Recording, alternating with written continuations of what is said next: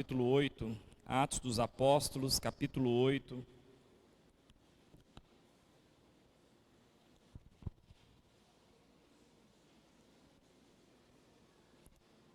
Eu queria, como palavra dessa noite, ter a liberdade de pensar com os irmãos um pouco hoje sobre o saber.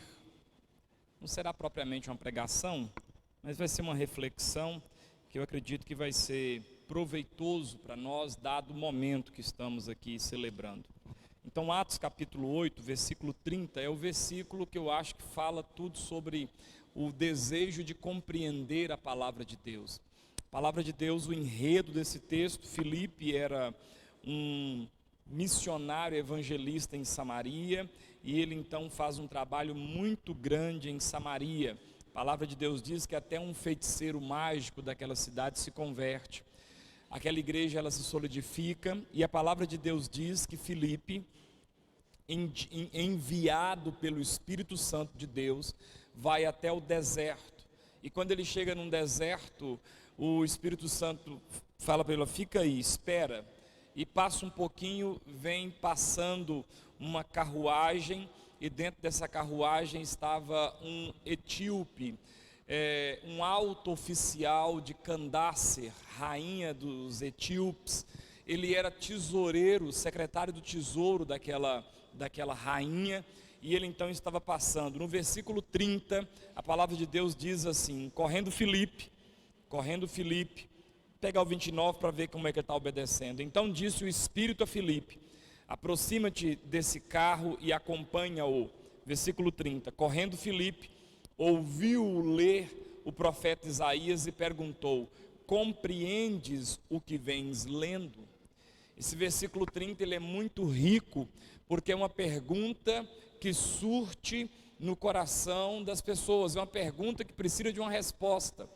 Olha, eu estar com a Bíblia na mão, eu tê-la aqui nas minhas mãos e não compreender o que ele está falando, é a mesma coisa dela estar fechada.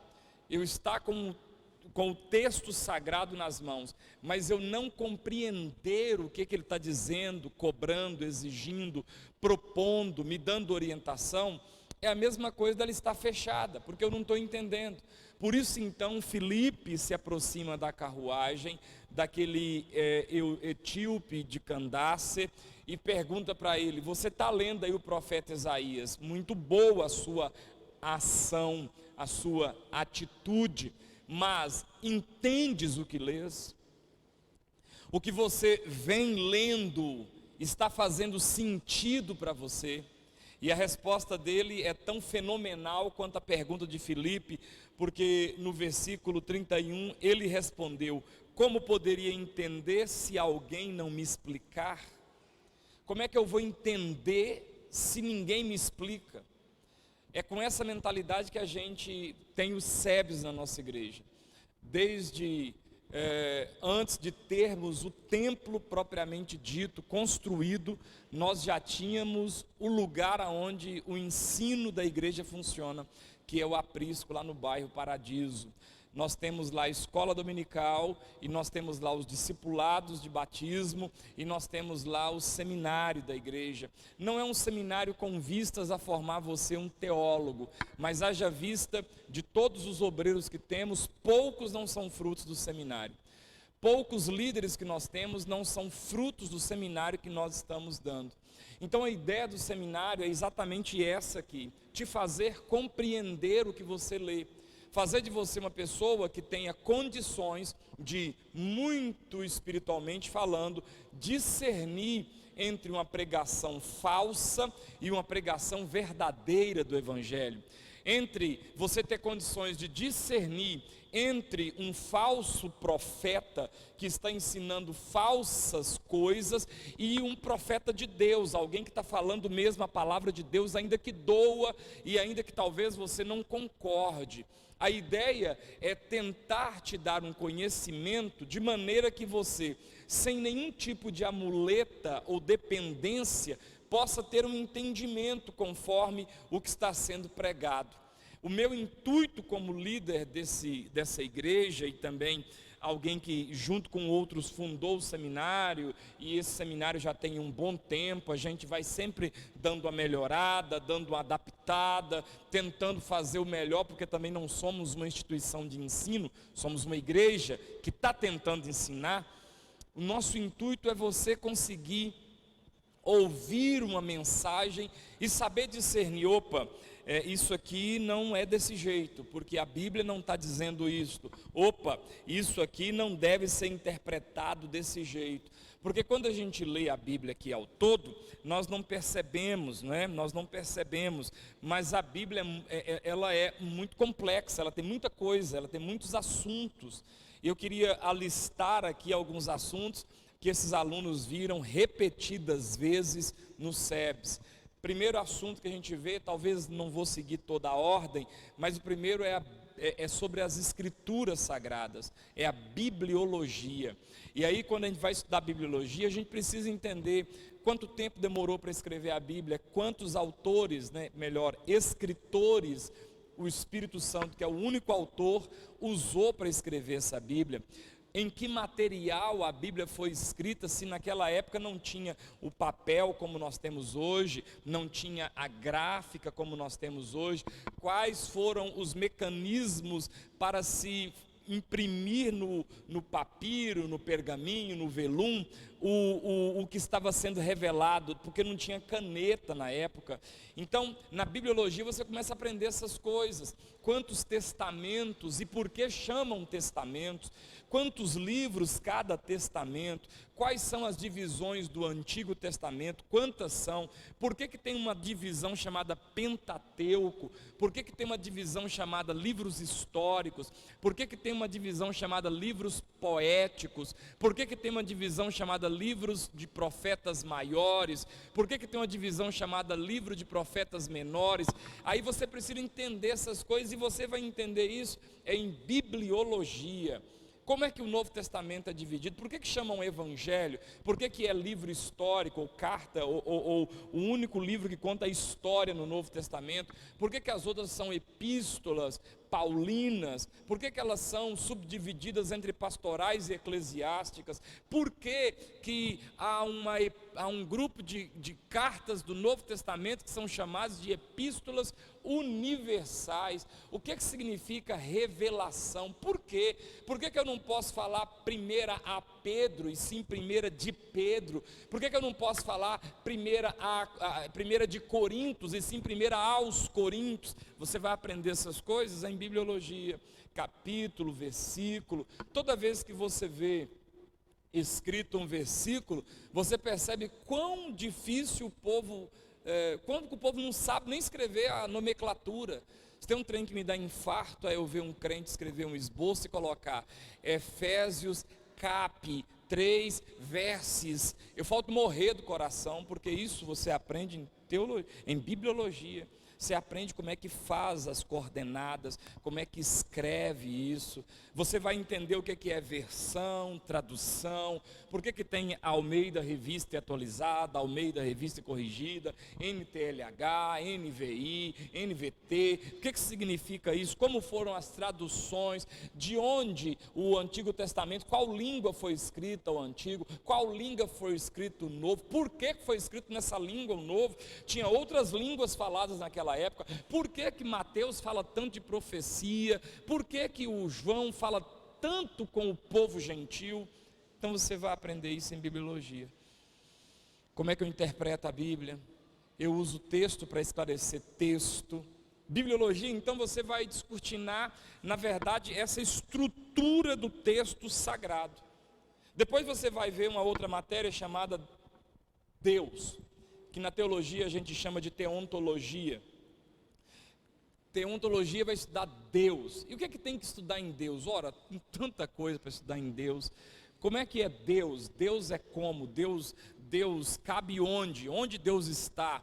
se ele é imanente, então ele sai de dentro da matéria. Se ele transcende, então onde cabe Deus? Então quando a Bíblia fala, por exemplo, que ele está em todos os lugares, então ele está no prostíbulo, então ele está lá no lugar onde o traficante está também. Eu preciso começar a fazer esses pensamentos sobre Deus. E na teologia, na parte da teontologia, você vai entender sobre Deus. Deus controla a natureza, Deus não controla a natureza. É culpa de Deus o terremoto, não é culpa de Deus o terremoto. Quando há um tsunami, Deus é culpado. Quando não há, Deus não é culpado. Deus conhece todas as coisas. Por que Deus conhece todas as coisas e não faz nada para impedir as coisas ruins que acontecem?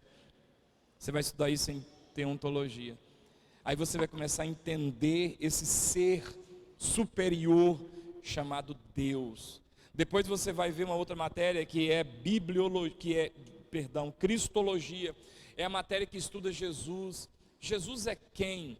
Jesus foi um grande profeta? Foi uma pessoa legal? Jesus é um cara bacana? Quem é Jesus? Jesus é Deus mesmo? Ou Jesus é um ser iluminado? Jesus morreu na cruz ou foi um irmão gêmeo dele que morreu na cruz? Jesus de fato tem todo o poder? E se tem todo o poder, por que morreu na cruz? Se morreu na cruz sendo Deus, Deus morre?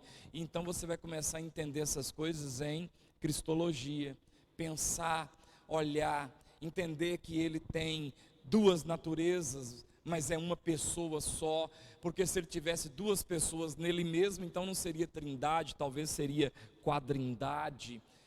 Você vai começar a entender que Jesus é Deus encarnado, e como diz a profecia do Antigo Testamento, ele é o Emanuel, o Deus conosco. Depois você vai estudar matéria chamada pneumatologia, ou a doutrina que estuda o Espírito Santo. Quem é o Espírito Santo? É uma força? É uma energia? É um ser irracional? É uma pessoa? Tem poder? É Deus? Está em mim? Pode ser adorado? Não pode ser adorado? Guia? Não guia? Faz o quê? Era só para os apóstolos ou está aqui hoje? O que ele faz? Para que ele serve? Qual é a função dele hoje, nos nossos dias? Isso você vai ver em pneumatologia, que vai estudar a obra do Paracletos. Tem uma outra teologia que chama pneumatologia de paracletologia, a doutrina do Consolador. Quando alguém está angustiado, quem que eu peço para afagar, consolar, apertar, abraçar, acariciar essa pessoa? Eu peço isso para Jesus? Eu peço isso para Deus, o Pai? Ou eu peço isso para o Espírito Santo? Porque cada um tem sua função. Peraí, então agora eu já entrei uma quarta matéria, que é a trindade, que é a conexão dos três. São três deuses, devem ser adorados como divindades, cada um deles separadamente, ou é um Deus só? Mas se é um Deus só que se apresenta em três pessoas, ou são três pessoas, mas que é um Deus só? Deu um nó na sua cabeça já, né? Teologia, cristologia, pneumatologia. Depois você vai estudar uma outra matéria que é antropologia, de onde vem o estudo do homem. O homem, ele é um ser criado do pó da terra, ou ele é uma evolução de primatas antigos? O homem, ao morrer, pode se reencarnar numa outra forma humana?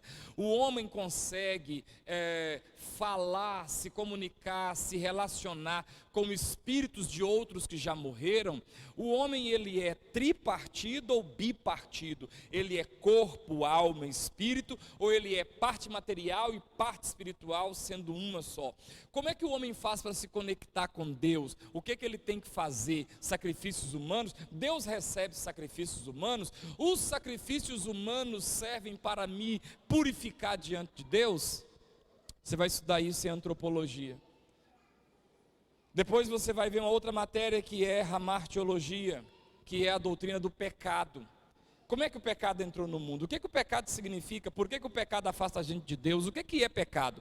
Como faz para resolver o problema do pecado? O pecado, ele de fato é algo sério, ou é algo criado pelos pastores para poder dominar as pessoas? O que é pecado, na verdade? O que significa pecado segundo a palavra de Deus? O pecado faz o que em mim? O que o pecado faz em mim em relação ao Espírito Santo? O que o pecado faz em mim em relação a Jesus? O que o pecado faz em mim em relação ao Pai?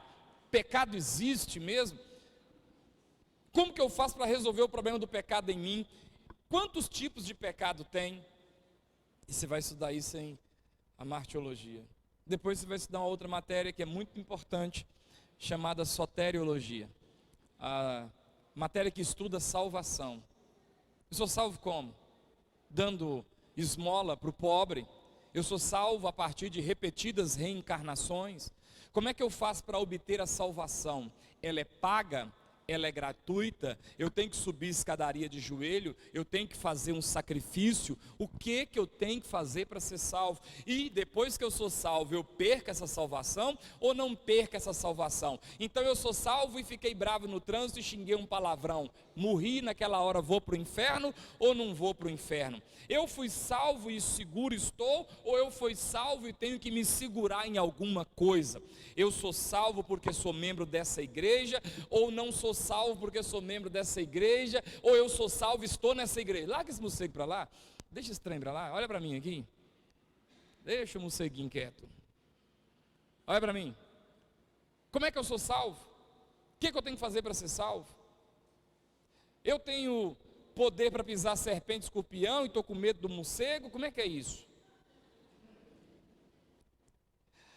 Uma praga pega em mim, afeta a minha salvação? Alguém rogar uma praga em mim, ela agarra em mim, mesmo eu sendo salvo? Como salvo que sou, eu tenho que ter medo de macumba, eu tenho que ter medo de uma palavra maldita, eu tenho que ter medo de uma maldição, eu tenho que fazer uma campanha para quebrar a maldição, enterrando um óleo 7 dias no monte. Esses dias tem que começar na sexta-feira 13. A salvação eu tenho que pagar por ela, eu dou dízimo para ser salvo, eu dou oferta para ser salvo. Como é que é isso? Como é que é isso? Como é que é isso? Soteriologia. Depois você vai estudar uma outra matéria chamada eclesiologia, que é a doutrina que estuda a igreja. O que é isso, igreja? Igreja é o quê? Então, quando alguém implica que a igreja tem que dar muitas cestas básicas para as pessoas carentes da cidade, e a igreja se vê num arrolho dando cesta básica, eu te pergunto, esse é o papel da igreja? A igreja tem essa função? Quando a igreja começa a envolver com política e começa a fazer todo aquele negócio do sem terra, do sem casa, do sem carro, do sem bicicleta, esse é o papel da igreja? Como é que a igreja é orientada? Ela tem como? Forma de governo? Quais formas de governo tem? Para se ingressar na igreja, como é que eu ingresso? Através do batismo, através do nascimento, como é que eu faço para me tornar membro da igreja? E quando eu me torno membro da igreja, o que isso significa? E quando eu deixo de ser membro de uma igreja e ando numa vida solitária, está certo, está errado? O que significa isso? Onde eu vou aprender isso? Eclesiologia. Quais são as ordenanças que a igreja tem obrigação irrevogável de fazer até a volta de Jesus? São 7? São 2? São 3? E se são, quais são elas? Batismo e ceia, as únicas ordenanças que a igreja tem que fazer. São cerimônias. Quando eu faço a ceia, eu posso fazer a ceia do Senhor no meio do mato, eu posso fazer a ceia do Senhor no acampamento. É legal fazer a ceia num casamento, onde o casal, depois de tomar a ceia, casar, vão cruzar doidado naquela noite de lua de mel? Onde que eu penso isso? Eclesiologia. É na eclesiologia que eu começo a pensar essas coisas. É na eclesiologia que eu vou pensar sobre campanhas com sal no corredor, com sabonetinho ungido, com água que foi comprada no aeroporto de Israel e com pedrinha que foi comprada lá no monte, que é vendida a 50. É na eclesiologia que eu vou entender essas coisas. Qual é o objetivo da igreja se reunir? Arrancar dinheiro do povo, assombrar o povo, ensinar a verdade para o povo? Qual é o único livro que deve ser usado no púlpito irrevogavelmente até a volta de Jesus? Qual é o livro que a igreja tem que submeter? Onde você vai ver isso? Eclesiologia. Depois você vai estudar uma outra matéria chamada angelologia. Anjos. Anjo tem pena? Cabelo louro? Anjo tem olho azul? Tem anjo negão? Tem anjo pequenininho? Anjo nasce? Tem anjinho? Tem anja? Eu mando no anjo. Se eu falar com o anjo, fica aqui nessa cadeira comigo, o anjo fica, o anjo me obedece. E quantos tipos de anjos tem? qual a função do anjo, do arcanjo, do querubim, do serafim? Qual a função de Satanás? Satanás é um anjo? Ele está no céu? Ele caiu? O que é na verdade Satanás? Demônios são homens que se desencarnaram ou são anjos que caíram do céu na rebelião de Satanás? A rebelião significou o que? Alcançou onde? O que ela produziu? Todos os anjos caíram? Quantos anjos caíram? Quantos anjos ficaram? Quantos anjos eram no final das contas? Anjo tem pena? Quando a Bíblia fala que ele tem olhos espalhados por todo o corpo, se ele tiver um problema de vista, ele tem que usar óculos em todos os olhos que ele tem? Ou lente de contato? Quando o anjo se interessa por uma anja, ele pode casar? Depois de quanto tempo que ele pode engravidá-la? Onde o anjo ganha menino? Você vai aprender isso em angelologia. Depois você vai estudar uma outra matéria chamada Últimas Coisas, ou escatologia. Jesus vem antes da tribulação, a tribulação é antes do arrebatamento, o arrebatamento é antes da tribulação, Satanás vai estar solto, vai ficar preso 1000 anos, durante esse milênio o que acontece? E quem é o anticristo, quem é os falsos profetas, quem são essas duas testemunhas do Apocalipse? Quando é que vai acontecer? Já está acontecendo? A partir de quando começou a acontecer? A partir de quando irá acontecer? Arrebatamento existe mesmo? Vai acontecer? Já aconteceu? Eu vou estudar isso em escatologia. O céu vai descer para a terra vai subir para o céu, a terra vai acabar, o céu vai inaugurar, a Jerusalém, como é que vai ser tudo isso? Jesus virá na terra, Jesus virá nas alturas, haverá julgamento, ímpios e crentes serão julgados juntos. O que é tribunal de Cristo? O que é trono branco? Quem participa do trono branco? Quem participa do tribunal de Cristo? Qual a ordem cronológica desses fatos? Tribunal de Cristo é antes do trono branco ou o trono branco é antes do tribunal de Cristo? Depois que acabar tudo e todo mundo for para o céu e tudo ficar legal, vai começar tudo de novo? Aí nós vamos ter outro jardim, vamos comer outra maçã de novo, né? Era uma maçã? Por que eu estou mostrando isso para vocês? Essas são as matérias da teologia, mas você no meio delas tem hermenêutica, que é a arte de interpretar o texto, exegese, que é a arte de voltar o texto para o original, homilética, que é a arte de pegar tudo isso que você estudou e apresentar para o povo, apologética, que é a defesa da fé, missiologia, que é a arte de fazer missões, e depois você vai ter panorama do Antigo Testamento, panorama do Novo Testamento, tem um tanto de coisa no meio disso aí. Quando você vê uma turma formando, eles não sabem tudo. Nem os professores que tentam dar aula sabem. Mas eles já estão um pouquinho mais avançados. Por isso, como diz a Bíblia, de vocês que formaram agora, que já formaram, esperam-se coisas melhores. De vocês esperam-se posturas melhores. Maturidade, firmeza na fé. Espera-se não se envolver com heresias. Espera-se que você não desvie da sua fé, pode passar por problemas, principalmente pecado, porque isso está na gente o tempo todo, mas desviar da fé não, porque uma coisa é pecar, outra coisa é desviar da fé.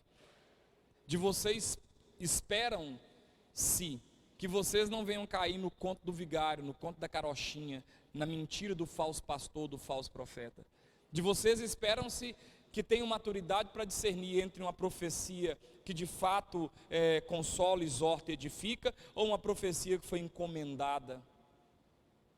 De vocês espera-se, e isso foi o objetivo de cada professor, que vocês tenham capacidade de abrir a sua Bíblia, escutar um bom sermão, tirar o que tem de proveito. Escutar um sermão vindo de alguém com não tanta habilidade, mas respeitar a palavra de Deus e tirar algum proveito. A ideia não é que vocês sejam mestres que dissecam Deus como se faz no laboratório dissecando um sapo, mas é que vocês tenham ferramentas para não serem iludidos. Quem está entendendo? Esse é meu intuito, não deixar vocês fáceis de ser iludidos, levados ao redor por qualquer vento de doutrina. Eu quero que vocês tenham capacidade de degustar a palavra de Deus como quem degusta um peixe, sorvendo a carne e expelindo os espinhos para fora, tirando aquilo que presta, como Paulo diz, e rejeitando aquilo que não tem proveito nenhum. respeitando quem está pregando, ainda que quem está pregando esteja lendo tudo errado devido à sua pouca instrução, mas você respeitando essa pessoa, porque você não é dono do saber, e o Espírito Santo chegou a usar uma jumenta. Se ele me usa, ele usa qualquer um. Então você tem que ouvir e não ficar dissecando. Ah, não, ele usou esse texto aí, não é esse o, sabe? Não. E por mais que vocês saibam, por mais que vocês estudaram, por mais que vocês tenham um pouco de conhecimento, sempre dependam do Espírito Santo de Deus.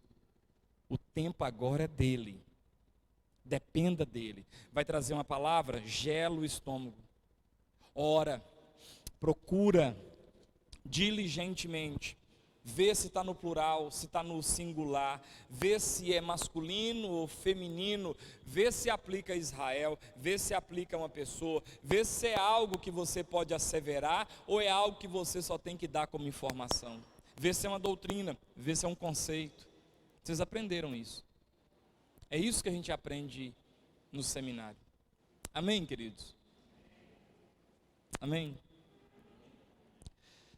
Eu tenho tido a preocupação, não o sucesso, mas a preocupação de tentar doutrinar nossa igreja de maneira que a gente não se desvie nem para a esquerda, nem para a direita. A gente fique firme,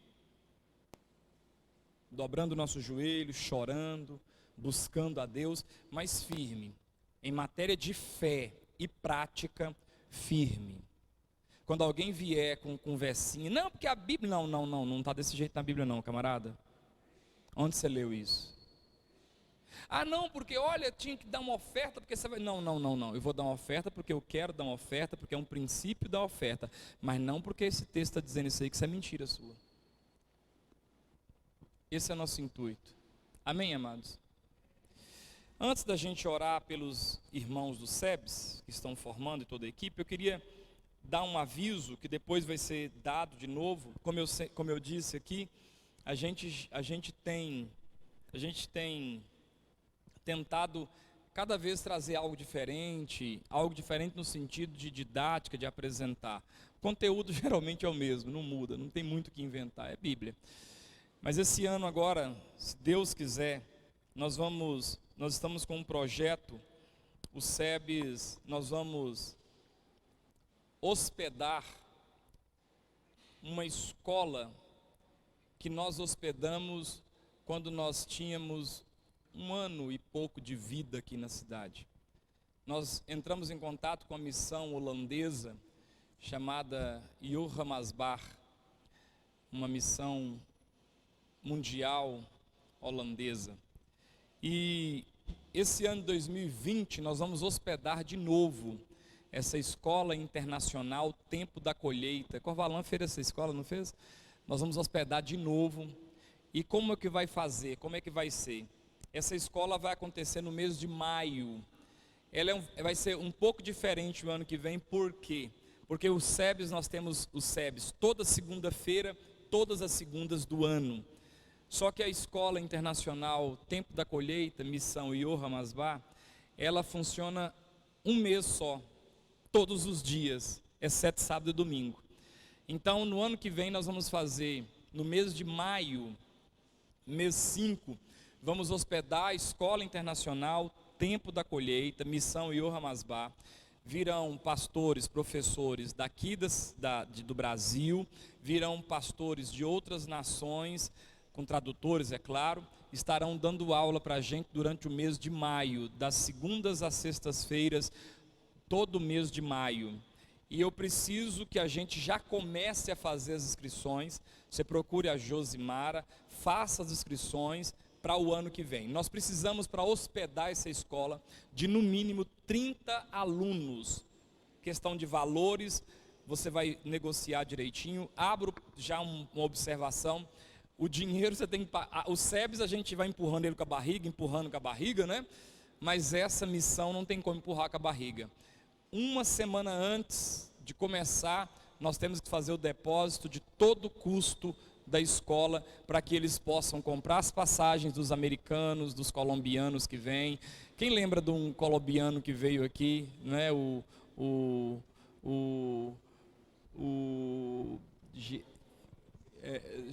Leônidas, né? Leonidas, foi muito bom. Veio o Mark e o Chami, um holandês e outro vietnamita, foi super legal. E esse ano de 2019, no mês 5, 2020, obrigado, nós vamos hospedar de novo a Escola Internacional, Tempo da Colheita, Missão Mundial Yoha Masbar. Então, janeiro, fevereiro, março e abril, férias. Deu para vocês entenderem? Porque se vocês pegarem as segundas de janeiro, fevereiro, março e abril, vai dar quase o mesmo número de dias que nós vamos estudar no mês de maio. Vocês estão entendendo? Aí, mês de maio, a missão internacional vai estar aqui, professores de fora, nós só vamos hospedá-los, a direção é toda com eles, e eles que vão trabalhar. Aí, mês de junho, férias de novo, e a gente volta com um curso nosso no mês de julho, mês 7. Mas o alvo nosso agora é o mês de maio. É o mês de... Aí eu quero os professores tudo matriculando, todo mundo. Ah, pastor, como é que eu faço? Participa. Quem já participou, participa de novo, tá bom? Eu queria convidar todo o corpo, todo mundo para vir aqui à frente. Nós vamos fazer uma oração. Enquanto o louvor, canta o louvor aí, vamos tirar uma foto e vamos orar, fechando nosso culto hoje.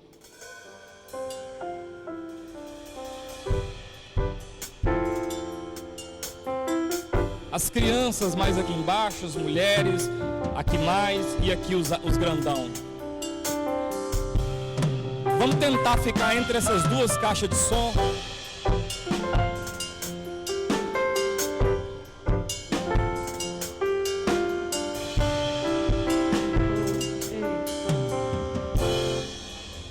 Pode ficar aqui embaixo assim,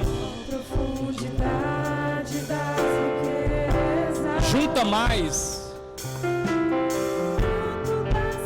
aperta mais pra cá, ó. Tanto do conhecimento, quão insondáveis, Senhor, são os teus caminhos.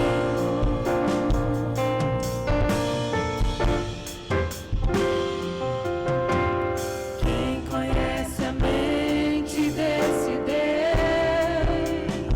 Peraí, fica aqui. Não há outro igual a Ele. Fica em pé, igreja. E ninguém acima dele.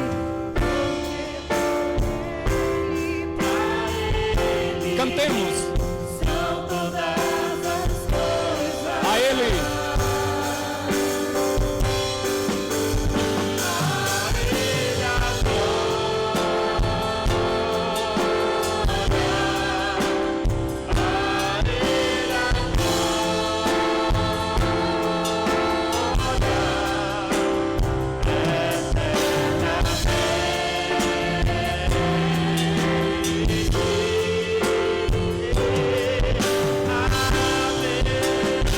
Amém. Estenda as mãos para cá. Senhor nosso Deus, nós queremos orar por todos os SEBs aqui, por aqueles que não puderam estar aqui. Que o Senhor abençoe, que o Senhor derrame no coração deles a alegria, a felicidade, projeto para o ano que vem, que eles possam abraçar, porque na verdade os SEBs somos nós. Os SEBs são esses alunos, os que já formaram, pessoas que estão ali aprendendo juntos.